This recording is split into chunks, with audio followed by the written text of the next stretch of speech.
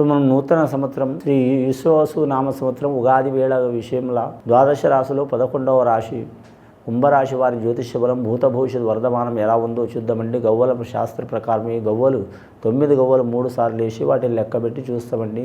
2025వ సంవత్సరం నుంచి 2026వ సంవత్సరం వరకు ఎలా ఉందో వారి జ్యోతిష్య బలం కుంభరాశి వారి జాతకం భూత భవిష్యత్ వర్ధమాన సంవత్సరం ఎలా ఉందో చూద్దామండి. ఈశ్వసు నామ సంవత్సరం ఉగాది వేళ విశేషంలో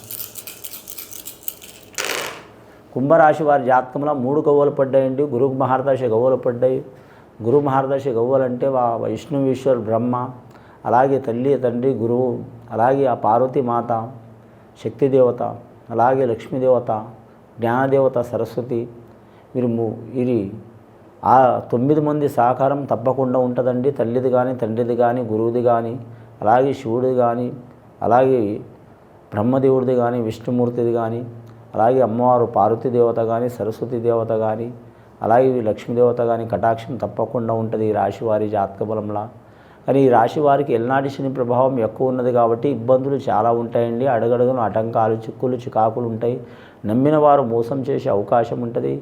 ఏ పని చేసినా చికాకు మీద ఉంటుంది.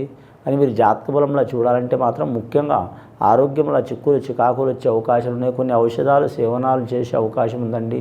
కొన్ని ఔషధాలు వీరు వాడే అవకాశం ఉంటుంది. నరాల మీద ఎఫెక్ట్ చూపించే అవకాశం ఉంటుంది.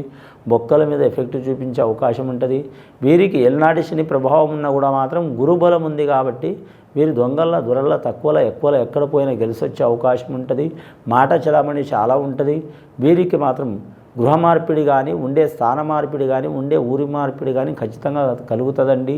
కుటుంబ సభ్యులతో కూడా మాత్రం కొన్ని చిక్కులు, చికాకులు ఉంటాయి. అలాగే మాత్రం భార్యాభర్తల్లో మాత్రం కుటుంబ స్థానంలో వీరికి ఎంత వీరు ఓపికలు ఉన్నా ఏదో ఒక చిక్కులు, చికాకులు వస్తూనే ఉంటాయండి.